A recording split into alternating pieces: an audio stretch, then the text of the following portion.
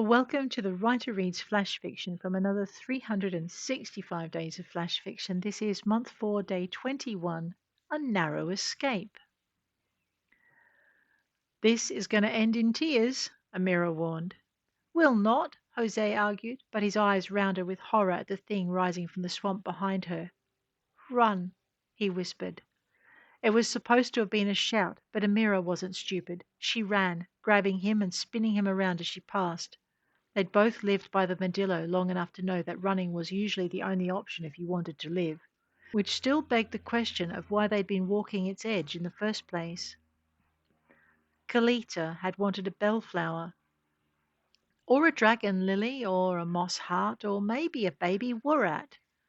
Well, they'd found the wurat's nest, and Amira was right. It would have ended in tears if the dragon hadn't risen from the sleeping lilies behind them. The only problem was that the dragon was big, an entire lagoon of lilies riding its back, and the last dragon the colony had seen had been one of its scientists transformed after a bite. They fled across the wetlands, avoiding the streamlets as the dragon came out of the swamp, the lilies disentangling themselves from its scales. Fortunately, the security guards manned the walls 24/7, and even big brothers who snuck out looking for unusual birthday presents for their little sisters didn't escape notice for long. The skimmer dug a foot-deep trench in the soft ground ahead of them, and the guards hauled them on board. Jose wasn't even sure the craft stopped moving, but it was barely ahead of the swarm when it hit the foothills and the dragon lilies gave up their pursuit, their parent calling them back seconds before the skimmer made the colony's walls. Carlita met her big brother with tears in her eyes. "I'm sorry," she whispered, winding her arms around him. "Not your fault," he told her, hugging her back.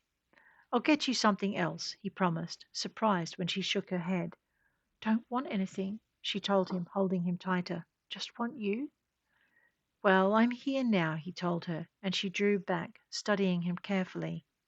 "Not get bit?" she asked, and he paused, checking himself carefully before he answered. "Not this time," he replied, and she slapped his arm. "Not ever!" "I promise," he told her, vowing to stay away from the swamp, no matter what wondrous thing next came out of it.